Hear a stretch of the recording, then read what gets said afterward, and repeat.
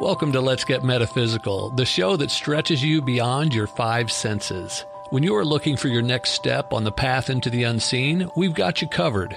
Join epic adventure seekers and level up your game with your host, reality magician Allie Bierman. I first met today's guest, Bla Zae Bey, back in episode 45 when he talked about his very non-conventional career path, going from music to comedy to the occult. And he graced us with a poem, and today he's here once again to show us, to delight us with his wisdom and what he's into now that I'm sure is going to impart some new experiences for us and actual learning that we're just not expecting. Before I get started, I have a favor to ask.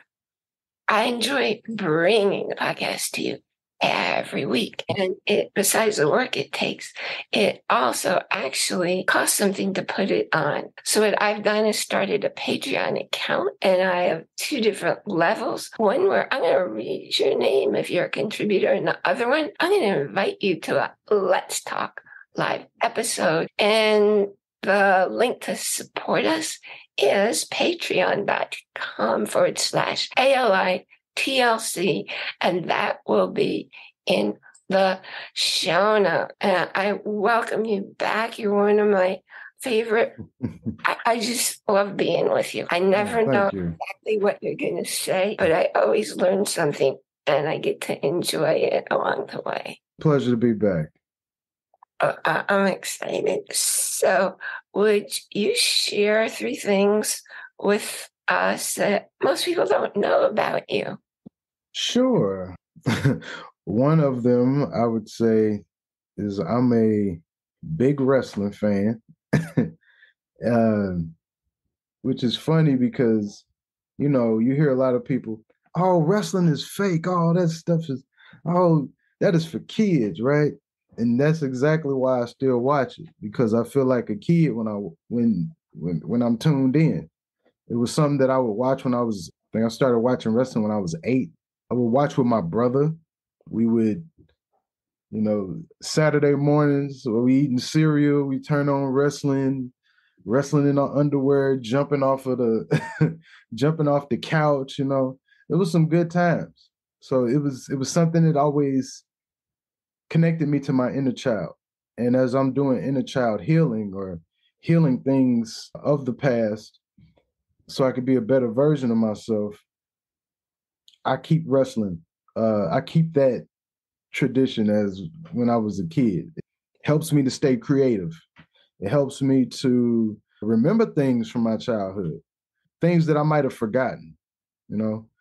It also taught me a lot about psychology as well, because I mean, when you think about it, wrestling is no different than watching something on TV or going to the movies. You know, Black Panther 2 just came out, Wakanda Forever.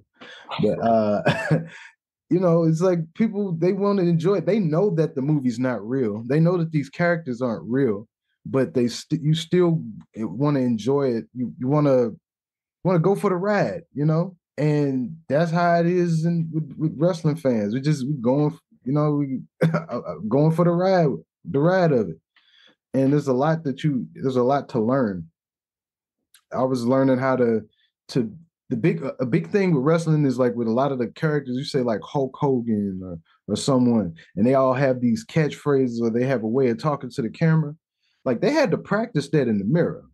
You know, if you hear talk to a lot of them, they tell you they practice a lot of those sayings in the mirror, and they had to, you know, talk to themselves over and over and over, because if they didn't believe what it was they were doing, the crowd wasn't going to believe what it was they were doing. So it was something where I was learning, like, oh man, it's very important to speak over yourself and you know, to practice who it is that you want to be. So that's why especially now looking at it, that's what I'm doing. I'm using what I learned in wrestling to go in the mirror and, you know, man, we're going to have a good day today. You want to know what? We good today. Like you have to tell yourself these things if you want to believe it, if you want others to believe you or who you are. So wrestling that's one of my favorite things that helps me with that. I'm gonna jump on into it since I'm talking about wrestling, like my childhood and inner child healing. The Akasha, working with the Akashic Records. That's one of my favorite things to do, something that I'm passionate about. And when you hear that, like there's a lot of videos, there's a lot of YouTube videos, a lot of books. People, oh, the Akashic Records is a library and it has all of life's experiences, and which is there's some truth to it, but it's a lot deeper than that. The Sanskrit meaning of Akasha is space or primal substance. And that's where I started connecting to it, because everything has a primal, everything, every thought, every word, everything there, it came from something else. So I always wanted to tap into that, whatever the origin, that primal substance was, to understand why I do what I do. Not just will I be like, oh, I want to know if I'm gonna be a millionaire in the next 10 years, or something like, no, I want to know why I do what I do. Where did that start? Where did named Bla Zae Bey, but real name Cameron, where did Cameron really start with these issues? I just wanted to get back to, I just wanted to know so I can change myself. I told you earlier, when I started working with the Akasha, a big thing I wanted to know was jealousy. Why was I so jealous? Like I'll admit it. That's been one of my biggest struggles, jealousy. Something that I've always been working through. But as I started working with the Akasha, I remember being taken back to when I was 2 years old. Two. you know, at this time, my brother and sister were just born. And as a 2-year-old, you're not gonna understand that. You're not gonna know like what's really going on. All I knew is I was getting attention from my family. And then when these kids came home, that tension was, I didn't have that attention. And it was something that I just brought with me throughout as I developed, and it was like, oh, so a lot of that had to do with that time. So working with the Akasha, it helped me to go back to that child, that 2-year-old me, and build that relationship with him and give him what he needs, so I can release that, so I can be, so I don't get affected by the same old things anymore. And it's really helped. I wasn't able to do that until I started doing this Akashic work. So it was just something that became very passionate. It's a passion of mine now. And it's been helping me a lot. It helps me to write music. It helps me if I'm right, like we was talking about the comedy with the jokes, and it just helps me to understand people. Like us having this conversation. When I was working with the Akasha so much, it got to a point where when I was talking to people, I was hearing more than their words. I was getting a glimpse of their childhood, or a glimpse of where a lot, like even like the tone or the frequency.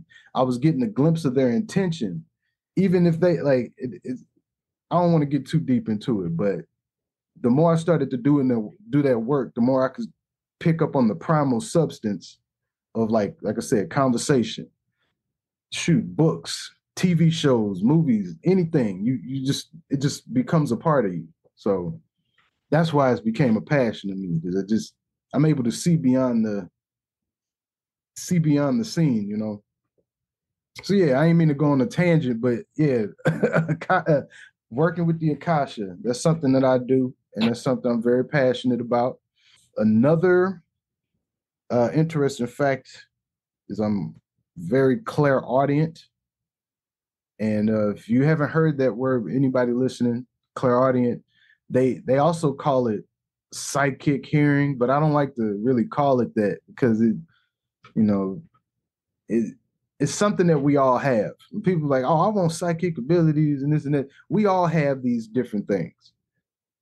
When I heard about it, I was just glad to know that there was a word for that. because I remember my ears would ring when I was a kid, or since I was a kid.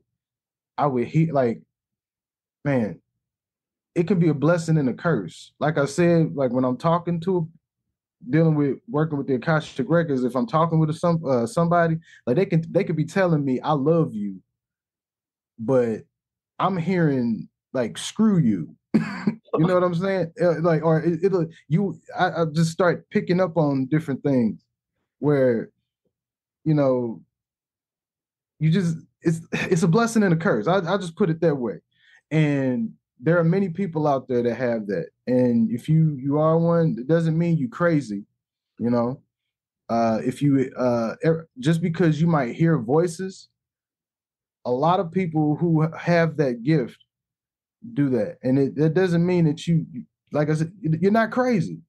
But if what you're hearing is telling you to do something or motivating you to do something bad or to cause harm to somebody or you know something that you can't come back from, that's a different story, you know. But yeah, I just been able to tune in to things that aren't there. You said it earlier. You heard music, like you could hear music, and you thinking that it's out loud. Like, can y'all, but it's really it's beyond normal hearing, and man, that's how it is for me. What was that? Oh, when I was a kid, it would get so wild where if I get stuck in a store or lost in a store and I couldn't find my mom, I would always listen for her key jingle.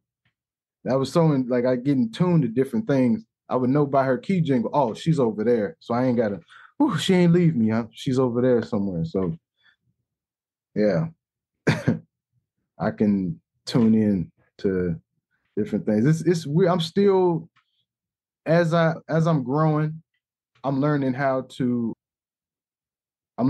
control it, I guess, and not let it drive me crazy. Cause like when I go to sleep sometimes, that's when it's the most loud. When I hear ringing, different frequencies, and I had to learn how to, calm it down. Because if you don't know what's going on, you gonna think you're going crazy. You gonna But as I started developing, how to control it, how to keep saying it's better now.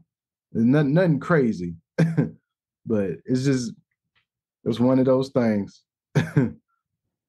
That's interesting because I've played music in my head all my life since I was a little kid. I never thought I was crazy, Yeah. but I was 16 before I learned that not everybody walks around playing music in their head all the time.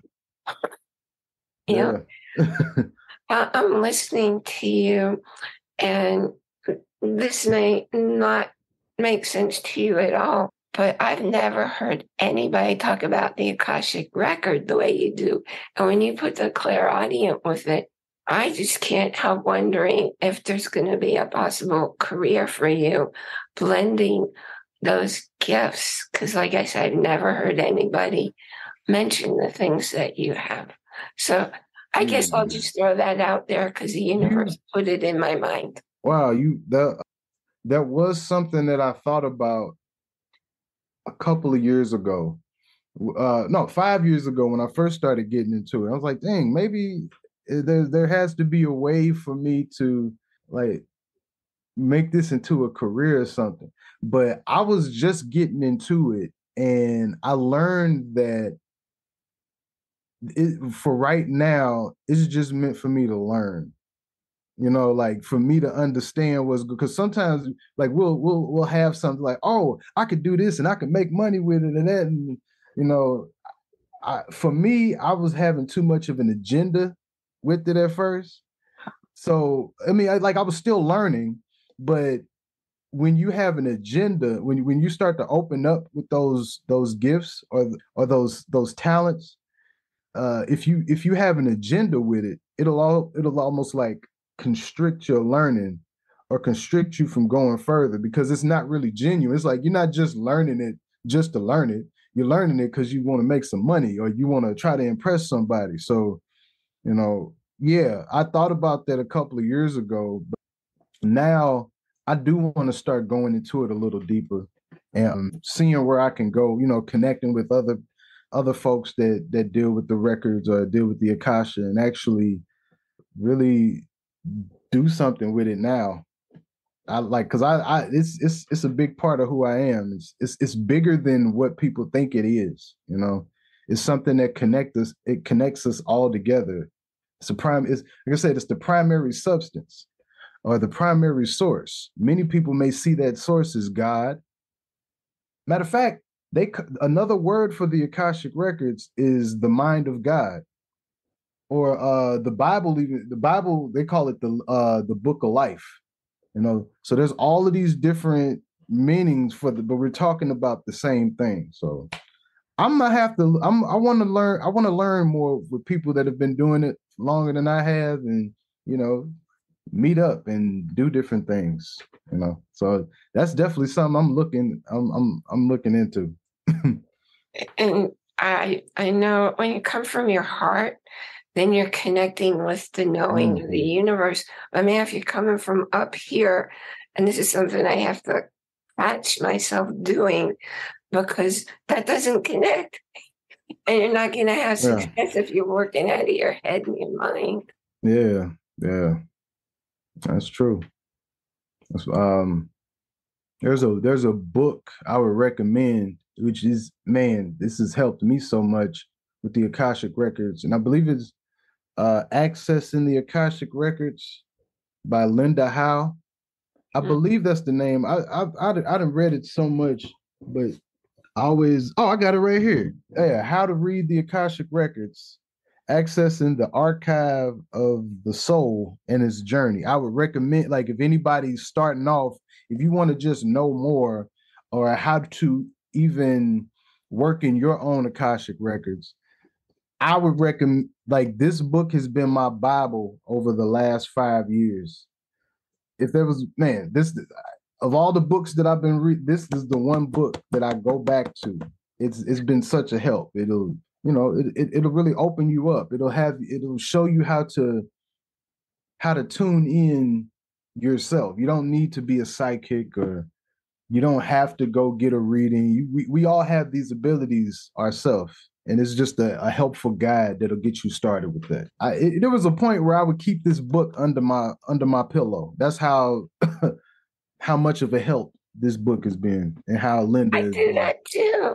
I have a Deepak Chopra book. I keep it under my pillow. Yeah, that helps. It helps. Well, I'm sure it does. That's cool.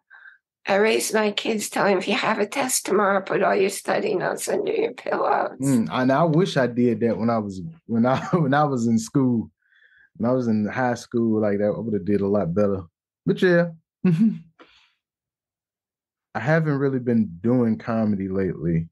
I do have I have a show that I'll be doing soon, but I just sometimes when it's not one of those things that I just been constantly doing. Like when I was doing the podcast and when I was working on the EP for the Left Hand Perspective, I kind of put music or comedy on hold so I could focus on that. So it's still something that I'm doing. I haven't given it up. I'm not quitting. I just haven't been doing a lot of shows. But comedy it's a part of who I am. It's just like it's like one of my fingers. You know what I'm saying? It's connected. No matter whether if I'm on stage, whether I'm talking to you or anybody, that's just a part of who I am. So it's always going to be in the picture in some way, shape, or form. Interesting how the universe puts different things in our path, and it might look like they're not meant to go together, but sometimes the universe shows us how it does all go together.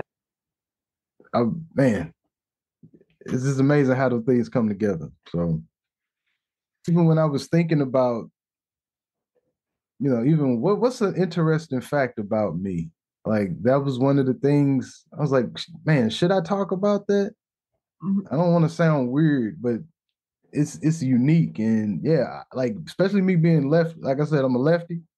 I got a left hand perspective of the Akashic Records. So I'm always into hearing people's experiences and how they see the Akashic Records and their culture and their take on it. So I wanted to give my little take on it and how I work with it.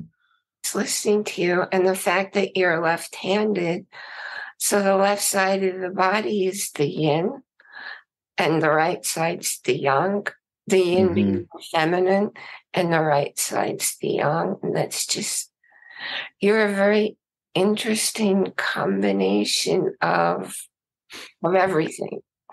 Oh, thank you. Thank you. What's your favorite way to spend time when you aren't obligated to do something else? Well, now what I've been doing when I don't have anything to do, I just got back into watching like Netflix shows or TV shows. I didn't really think over the last couple of years, I wasn't really in unless I was watching shows with friends. I wasn't watching TV like that. But I just got back into it and I've been binge watching shows. And I didn't realize how relaxing it was. I wasn't giving myself I wasn't relaxing the way I was supposed to. Like if I'm not working, it's like my mind is always at work. Even when I'm not doing anything, my mind was still working. And I've just recently let myself chill and just, be. So now I have to let myself be. So that's one of the things I do. When I'm not doing nothing, relaxing, I got a show that I'm watching on Netflix and I feel like a kid again watching it. Wow. And that's when I knew that's when I knew I needed to do I needed that. When I was okay. But I would watch a show like you remember Sister? Yeah. Yeah. I would watch a show like that. And then when the show goes off, in my mind, let's say I'll go play or something. But in my mind, I'm inside the show continuing the show, doing things with the characters and this and that. I find myself doing that again now. Oh.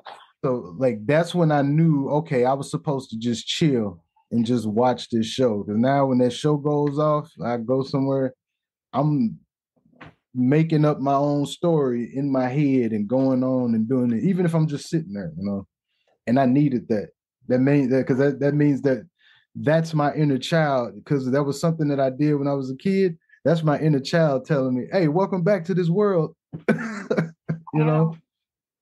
That's really interesting. I think too much making that happen, but I've never done that. Yes, it wasn't nothing that I was trying to do either. It just like when those things happen and you're not, it just out the blue, you just find yourself doing it. That's when you know you're on something special. So I knew I needed that because I wasn't allowing myself time to relax. You said you always thinking. I was thinking too much, and it was I wasn't allowing myself to just sit back and chill. And when I was able to do that, my inner child came out to play, and doing this with my this creative thing started happening in my mind again. So, oh snap, I'm back online now. It's cool. Thank you for sharing all that, because You're welcome. I watched things like Columbo. There were movies like that back in I don't even know what era it was. And I'm like, I get annoyed because everything's too obvious. So I don't enjoy it the way you were just describing it. Yeah. Cool. Yeah. I'm getting back I'm getting back to the little me now, and the healing is taking over. Yeah, I need that. I didn't get to be a little kid. I had a different kind of childhood. So, yeah, I can do that. Telling myself I can do that. Yeah. Oh, it'll happen. Yeah, it'll happen naturally. I really was just trying to watch a show. I was working on that's another thing. I got into script writing, screenwriting. So that was what really triggered me to sit down and watch a show. And when I was watching it, I realized, oh, this is the time for me to relax. And as that happened, my mind started getting creative and giving me things to work with that I can write down. So yes. Like this is I hear you little Blase, little Cam. All right. That's cool. I've never asked you where your professional or the name that you use now, is that just the one you always go by now? I haven't changed it. Like when I do music or when I do comedy, I still go by Cameron. But music, I is Blase. But I think I'm contemplating it, having that be my, because that's what they call, like where I be going, especially people they heard me from the podcast, performing music, like they all call me that anyway. So I mean, it might be more than just the music now. So where did it come from? I never knew anybody with a name like that. I had a friend. No, I have a friend. Shout out to Portia. Uh, she calls me Blase because I didn't react to things the way that she want, or I don't react to things sometimes that the way people want me to, and it's not purposely. It's just it's been something since I was a little kid. Just like if somebody's talking to me, sometimes I'm like, okay, or they'll expect a different reaction, and it's not. Some people they won't, like, let's say if you're telling them something good or something, they won't react purposely because they feel some type of way. But it's not that with me. I'm just, some things I just don't react to, and I couldn't explain it, and I would feel bad for it too. I would even ask dang, what's going on? Like, why am I like that? But that's where the name came from. She's like, well, you should just go by Blase, And when I started to look into what the word meant, Blase, I was like, oh, I guess that's me. But the definition of blase is more of an assumption. Like if you look at the definition, it seems more of an assumption of a person that's quiet. Because I had to look it up myself, because they say it's like you blase, like, just whatever, or you're not really, like it's like you've lived through all of this before, you know. But for me, I just see blase as quiet. That's what that meant to me. And when I looked at the etymology of it, it came down to blase actually came down to mean instrument. I was like, well, that makes even more sense. Like, because the root words, when you get to the etymology of words, regardless of what we call words or what the definitions that we give them, the root of that word is always going to be the truth. Going back to the Akashic. So I had to go back to the primal substance of that word. And really it comes down to quiet instrument.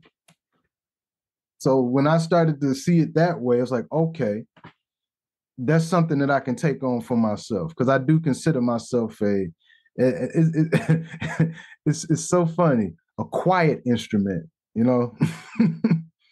So it made me feel some type of way with it. So it just stuck with me. So Bla Zae Bey. That's who I am.